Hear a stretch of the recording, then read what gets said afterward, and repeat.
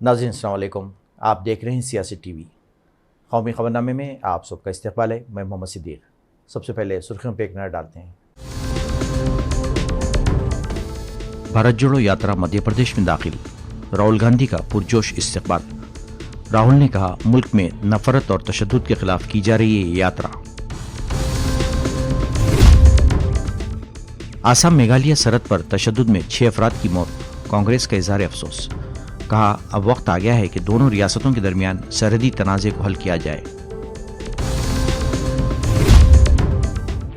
अगले 25 सालों में हिंदुस्तान दुनिया के 3 अमीर तरीन देशों में शामिल हो जाएगा, मुकेश अंबानी का दावा। अमेजॉन ने 10,000 से ज्यादा मुलाजिमीन को नौकरी से निकाल दिया। मजीद लोगों को बर्खास्त किए जाने की खबरों के बाद वजारत मेहनत ने जारी किया नोटिस। दिल्ली में इज्तिमाई कत्ल की सनसनीखेज वारदात, मुश्तइल नौजवान ने झगड़े के बाद अपनी बहनों, दादी और बाप को हलाक कर दिया। नाज़रीन, ये थी सुर्खियां। अब खबरों की तफसील पेश है। कांग्रेस के साबिक सदर राहुल गांधी ने आज कहा कि मुल्क में नफरत, तशद्दुद और खौफ फैलाया जा रहा है और भारत जोड़ो यात्रा इसी के खिलाफ है। राहुल गांधी महाराष्ट्र से मध्य प्रदेश के बुरहानपुर जिले के बोदरेली में दाखिल हुए। इस दौरान रियासती कांग्रेस सदर कमलनाथ और दीगर लीडरों ने राहुल गांधी का इस्तकबाल किया। कौमी परचम की मुंतकिली की तकरीब भी मुनक़िद की गई। इस मौके पर खिताब करते हुए राहुल गांधी ने कहा कि मुल्क में नफरत, तशद्दुद और खौफ के माहौल की वजह से किसान, मजदूर और नौजवान सभी परेशान हैं। इन लोगों के दिलों में खौफ फैलाया जा रहा है। इन्हीं बातों के खिलाफ कांग्रेस ने भारत जोड़ो यात्रा निकालने का फैसला किया है, जो कन्याकुमारी से शुरू हुई। राहुल गांधी ने कहा कि जब यात्रा शुरू हुई थी तब अपोजिशन ने कहा था कि यह यात्रा पैदल नहीं जा सकती, लेकिन हम कन्याकुमारी से मध्य प्रदेश तक आ गए हैं और यहाँ 370 किलोमीटर का फासला तय करेंगे। हम जम्मू कश्मीर तक पैदल जाएंगे और श्रीनगर में तिरंगा लहराएंगे। हमें ऐसा करने से कोई भी रोक नहीं सकता। मुझे आज बहुत खुशी हो रही है, मध्य प्रदेश में हम पहला कदम रखे हैं। आपसे बहुत बातचीत होगी, बहुत गले लगेंगे आपसे, किसानों की समस्या समझेंगे। हर प्रदेश से थोड़ी अलग होती है। जैसे यहां पे मैंने देखा, यहां पे केले के खेत, वहां पे कपास के खेत। तो हर किसान हर स्टेट में थोड़ा अलग होता है, हर डिस्ट्रिक्ट में थोड़ा अलग होता है। हम 7-8 घंटे चलते हैं। आज थोड़े लेट हो गए, आज 7:20 हो गए। हम आमतौर से 6 बजे सुबह शुरू करते हैं और 7-8 बजे तक हम चलते हैं। 25 किलोमीटर एवरेज बनता है और उसमें हम चलते हुए हम बातचीत नहीं करते, हम अपनी बात नहीं रखते। मुंह बंद कान खुले, बता रहा हूं, मुंह बंद कान खुले। मन की बात नहीं, हमारी मन की बात नहीं, आपके मन की बात क्या है, किसानों की मन की बात क्या है, बहनों की, युवाओं की मन की बात क्या है, मजदूरों की मन की बात क्या है, छोटे व्यापारियों की मन की बात क्या है, ये हम सुनते हैं, दिन भर सुनते हैं। और फिर 15 मिनट, ज्यादा से ज्यादा 20 मिनट, 7 बजे शाम को हम अपनी बात रखते हैं। तो बहुत मजा आएगा। कांग्रेस के कार्यकर्ताओं को थोड़ी थकान होगी और आप देखना, लाखों लोग, लाखों किसान, लाखों युवा, बेरोजगार युवा इस यात्रा में शामिल होंगे और पूरे मध्य प्रदेश। राहुल गांधी की पैदल यात्रा ने बीजेपी के हलकों में खलबली मचा रखी है। बीजेपी के कायदीन राहुल गांधी की यात्रा को किसी न किसी बहाने तनकीद का निशाना बनाते रहते हैं। उधर आसाम के वज़ीर आला बिस्वा शर्मा ने गुजरात में एक रैली के दौरान राहुल गांधी पर तंज करते हुए कहा कि उन्हें पैदल यात्रा के दौरान महात्मा गांधी या नेहरू जी जैसा दिखना चाहिए था, मगर वो तो सद्दाम हुसैन जैसा चेहरा बनाकर घूम रहे हैं। आज आप खुद देखिए राहुल जी का चेहरा। मैं हर बार बोलता हूं, भाई आप भारत जोड़ो यात्रा किया है, आपका चेहरा का थोड़ा चेंज हुआ है अगर आपको सेहरा ही बनाना है, जवाहरलाल नेहरू जैसा बनाइए, आपका नाना था। आप कम से कम गांधी जी का सेहरा बनाइए। कहां सद्दाम हुसैन जैसा सेहरा बना के देश में घूम रहा है? ये कैसा, आप क्या कर रहे हैं देश में? चुनाव चल रहा है गुजरात में, आप घूम रहे हैं महाराष्ट्र में, चुनाव चल रहा है हिमाचल में, आप चल पड़ा है तमिलनाडु में। लोगों का सामना करने के लिए आज कांग्रेस का कोई साहस नहीं रह गया। आसाम मेघालय सरहद पर मंगल को गैरकानूनी लकड़ी ले जाने वाले ट्रक को रोकने के बाद शुरू होने वाले तशद्दुद में एक फॉरेस्ट गार्ड समेत 6 अफराद की मौत के मामले पर कांग्रेस के साबिक सदर मल्लिकार्जुन खड़गे ने बीजेपी को हदफ तनकीद बनाया। मल्लिकार्जुन खड़गे ने कहा कि बीजेपी के नॉर्थ ईस्ट डेमोक्रेटिक अलायंस और इसके कई इत्यादियों ने शुमाल मशरिक़ी खित्ते को मायूस किया है। इन्होंने कहा कि आसाम मेघालय सरहद पर पेश आने वाले इस अफसोसनाक वाक़े में बहुत दुख हुआ है। इन्होंने कहा कि अब वक्त आ गया है कि मरकज़ी वज़ीर दाखिला दोनों रियासतों के दरमियान सरहदी तनाज़े को हल करें, इससे पहले कि हालात मज़ीद ख़राब हो जाएँ। तिहाड़ जेल में क़ैद की ज़िंदगी काट रहे दिल्ली के वज़ीर सेहत सत्येंद्र जैन का एक और वीडियो वायरल हुआ है, जिसमें देखा जा सकता है कि वो जेल में बना हुआ खाना नहीं बल्कि बाहर से लाए गए खाने से लुत्फ़ उठा रहे हैं। इस वीडियो के वायरल होने के बाद बीजेपी ने उन्हें कड़ी तनकीद का निशाना बनाया है। बीजेपी के तर्जुमान शहजाद पूनावाला ने कहा कि ऐसा मालूम होता है कि सत्येंद्र जैन जेल में ज़िंदगी नहीं काट रहे हैं बल्कि कहीं किसी रिसोर्ट में तफरीह कर रहे हैं। After claiming that a rapist was actually a physiotherapist giving physiotherapy to Satyendra Jain inside jail, which was actually a head massage and a champi and a foot massage, now another video has emerged in which Satyendra Jain can be seen served food which is not from the jail but from outside jail. He is served food by 2 other attendants as if he is in a resort or a restaurant, and there is a variety of delicacies and dishes that are placed before him as if he's not there for saza of bhrashtachar but maza of malish and restaurant food. This shows the kind of VVIP treatment that was being given to Satyendra Jain inside Tihar jail courtesy Arvind Kejriwal. Arvind Kejriwal ji must answer that why a person who was kept in jail for the last 5 months by the courts was being given this facility by keeping him as a mantri to take vasuli from Sukesh and others, to take malish from a rapist, and also why was he allowed to be served such kind of food that was from outside the jail, and that too with 2 attendants serving him the food as if he is inside jail for a big victory and is there for a vacation and in a resort and not inside a jail. Tihar jail की साबिक jailer और BJP की रहनुमा किरण बेदी ने भी jail में सत्येंद्र जैन को दी जाने वाली सहूलतों पर सवाल उठाए हैं। उनका कहना था कि जेल के हुक्म को मुअत्तल किया जाना चाहिए। इन्होंने मुतालबा किया कि इस मामले में दिल्ली के लेफ्टिनेंट गवर्नर मुदाखलत करें। ऐसा सारी फैसिलिटीज आपको मिलती हैं जो कि दूसरों को नहीं मिलती या दूसरों से अलग मिलती हैं, तो ये जेल नहीं है। That means he is under a house arrest. You created a house for him. Prison administration की है, और प्रिजन एडमिनिस्ट्रेशन तो पॉलिटिकल सिस्टम को रिपोर्ट करता है, तो उसको वो कैसे एक्शन लेंगे क्योंकि उनका मंत्री खुद जेल में है? कौन एक्शन लेगा? क्योंकि उनका मंत्री जेल में है, कौन एक्शन लेगा? स्टाफ को हटा दिया है, इनको भी हटाना चाहिए था ना। इनको हटाने वाले ये नहीं है। सो आई थिंक अगर रूल्स परमिट करते हैं और करने चाहिए, the lieutenant governor can recommend his suspension और dismissal to the honourable president of India.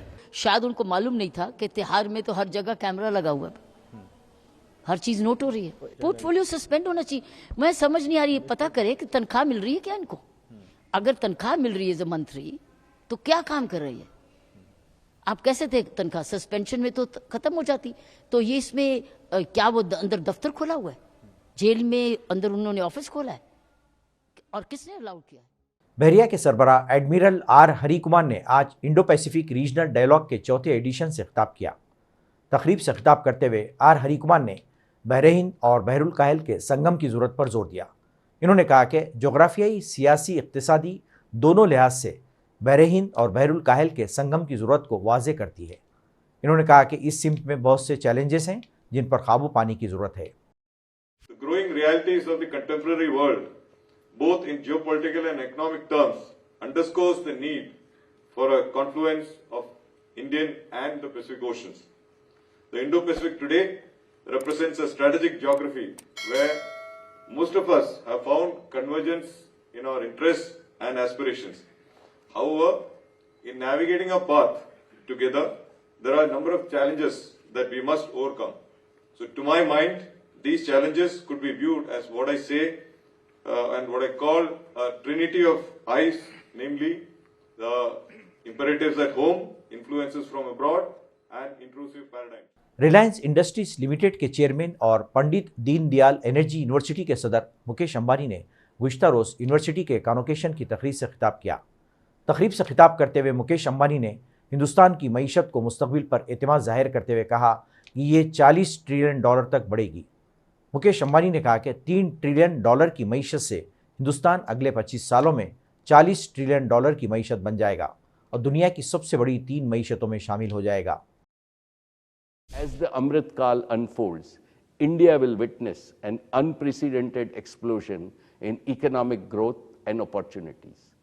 From a $3 trillion economy, India will grow to become a $40 trillion economy by 2047, ranking among the top 3 economies of the world in your working life. In other words, a bright future beckons you. Be ready to step out confidently when opportunity knocks on your door. 3 game-changing revolutions will govern India's growth in the decades ahead. The clean energy revolution, the bioenergy revolution, and the digital revolution. Together, they will transform lives in ways unimagined. While the clean energy revolution and the bioenergy revolution will produce energy sustainability, the digital revolution will enable us to consume energy efficiently. Let me share with you 3 mantras that will help you achieve success in this mission. 1. Think big. Be an audacious dreamer. Every great thing ever built in this world was once a dream thought to be impossible. 2. Think green. The clean energy movement is about adopting a green mindset. It is about being sensitive to Mother Nature. It is about inventing means to harvest its energy without harming it. And 3, think digital. In your mission of making India a clean energy leader, digitization will play the role of a force multiplier. Technologies such as AI, robotics, and IoT are powerful enablers of change. Use them to your advantage. Amazon India में 10,000 मुलाजिमीन को बर्खास्त किए जाने के फैसले और 2023 में भी मुलाजिमतों में तखफीफ के अमल को जारी रखिए जाने से मुतालिक खबर फैलने के बाद मरकज़ी हुकूमत सरगर्म होती दिखाई पड़ रही है। वजारत मेहनत ने मुलाजिमीन की ज़बरदस्त छुट्टी किए जाने को लेकर अमेज़ॉन इंडिया को समन भेज दिया है। मीडिया रिपोर्ट्स के मुताबिक वजारत ने समन भेजकर बेंगलुरु में डिप्टी लेबर कमिश्नर के सामने पेश होने के लिए कहा है। ये समन गुज़िश्ता दिनों जारी किया गया है, जिसमें वजारत ने लिखा है कि आपसे गुजारिश है कि सभी सबूतों के साथ निजी तौर पर या किसी नुमाइंदे के ज़रिए से इस तारीख और वक्त पर इस दफ्तर में ज़रूर हाजिर हों। जम्मू कश्मीर में सर्दी तेज़ी से बढ़ रही है। जम्मू के दारुल हुकूमत श्रीनगर में पहली बार नवंबर के महीने में ही दर्जे हरारत 0 से नीचे चला गया। महकमे मौसमियात ने आज का दर्जा हरारत -0.8 रिकॉर्ड किया है। पेशकशी की गई है कि आने वाले दिनों में सर्दी पिछले सारे रिकॉर्ड तोड़ देगी। हुक्काम ने लोगों को एहतियात बरतने की अपील की है और ये भी कहा है कि घरों में गैस या बिजली के हीटर लगाते वक्त एहतियात रखें और सोने से पहले हीटर बंद कर दिए जाएं। 20 नवंबर के बाद मौसम अमूमन ड्राई चल रहा है पूरे जम्मू कश्मीर और लद्दाख में, और अभी भी फ़िलहाल कोई पेशन गोई नहीं है वेदर डिपार्टमेंट की तरफ से लगभग एंडिंग नवंबर तक। लेकिन इस बीच दर्जा हरारत में काफ़ी ज़्यादा गिरावट आया है, लेकिन नॉर्मल के आसपास ही है। वादी में बेशतर जो स्टेशन हैं वहाँ पे अब दर्जा हरारत फ्रीजिंग टेम्परेचर से नीचे चला गया, 0 डिग्री से नीचे चला गया। और जम्मू डिवीज़न की अगर हम बात करेंगे, भद्रवाह, रामबन, इन सारे एरियाज़ में भी लगभग 2-3 डिग्री तक पहुँच गया है मिनिमम टेम्परेचर। तो खत्ते लद्दाख की अगर हम बात करेंगे तो वहाँ पे तो पिछले लास्ट 1 वीक या 10 डेज से ही मिनिमम टेम्परेचर जो है -13, -14, इवन कि ज़ांस्कर की अगर हम बात करेंगे वहाँ पे -19 के आसपास भी टच किया है इसी सीज़न में। ठंड की वजह से उसके बाद एक और प्रॉब्लम शुरू होता है, खासकर विंटर्स में यहाँ पे बुखारियाँ जलाते हैं। हीटिंग एप्लियंसेस खासकर जो इलेक्ट्रिक के हो या गैस का हो, तो लोगों को थोड़ा सा एहतियात रखना होगा, क्योंकि दिन ब दिन जो वाक़यात हैं ये बढ़ रहे हैं। और जब भी इन चीज़ों का इस्तेमाल करें, लोगों को सोने से पहले एहतियातन बंद करें, या गैस सिलेंडर्स को जिस रूम में लगाते हो वहाँ से बाहर निकालें। इलेक्ट्रिक एप्लायंसेस की अगर हम बात करेंगे, हीटर्स वगैरह या रूम हीटर्स की बात करेंगे, तो उनको भी बिल्कुल सोने से पहले एहतियातन बंद करें, क्योंकि काफ़ी ज़्यादा वाक़यात कहीं दिनों से और पिछले साल भी, कहीं पिछले सालों से भी हो रहा है। तो लोगों को थोड़ा सा जो हीटिंग एप्लायंसेस है उसके ऊपर जो है थोड़ा सा एहतियात रखना होगा। किसी भी किस्म का लापरवाही इस चीज़ में नहीं चलेगा। हैदराबाद के तेज गेंदबाज मोहम्मद सिराज ने हिंद न्यूजीलैंड के माबैन खेले गए 3 मैचेस की T20 सीरीज़ के आखिरी मैच में प्लेयर ऑफ द मैच का एजाज़ हासिल करने के बाद अंग्रेज़ी में दिए गए इंटरव्यू से तमाम को खुशगवार तौर पर हैरत ज़दा कर दिया। उमूमन मोहम्मद सिराज हैदराबादी ज़बान में ही बात करते हैं और इंटरव्यू देते हैं, ताहम उनकी गुज़िश्ता रोज़ अंग्रेज़ी दानी ने तमाम को हैरत में डाल दिया। हैदराबादी क्रिकेटर को पहली मरतबा T20 मैच में प्लेयर ऑफ द मैच का एजाज़ दिया गया। अपना एजाज़ हासिल करने के बाद मोहम्मद सिराज ने अंग्रेज़ी में इंटरव्यू देते हुए कहा कि उन्हें खुशी महसूस हो रही है। ये विकेट बल्लेबाजी के लिए आसान नहीं थी। दिल्ली के पालम इलाके में रौनुमा होने वाले एक हौलनाक वाक़े में एक शख्स ने अपनी बहनों, वालिद और दादी को चाकू मारकर हलाक कर दिया। वाक़े के बाद पूरे इलाके में कोहराम मच गया। इत्तला मिलते ही पुलिस ने मौके पर पहुंचकर लाशों को तहवील में लेकर पोस्टमार्टम के लिए भेज दिया। पुलिस ने बताया कि जुनूब मगरबी दिल्ली के पालम इलाके में एक 25 साला शख्स ने झगड़े के बाद 2 बहनों, वालिद और दादी को मुबैना तौर पर चाकू मार के कत्ल कर दिया। इन्होंने कहा कि मुलजिम की शिनाख्त कैशो के तौर पर हुई है और इसे गिरफ्तार कर लिया गया है। नाज़रीन, आखिर में सुर्खियों पे एक और नज़र। भारत जोड़ो यात्रा मध्य प्रदेश में दाखिल, राहुल गांधी का पुरजोश इस्तकबाल। राहुल ने कहा, मुल्क में नफरत और तशद्दुद के खिलाफ की जा रही है ये यात्रा। आसाम मेघालय सरहद पर तशद्दुद में 6 अफराद की मौत, कांग्रेस का इजहार अफसोस। कहा, अब वक्त आ गया है कि दोनों रियासतों के दरमियान सरहदी तनाज़े को हल किया जाए।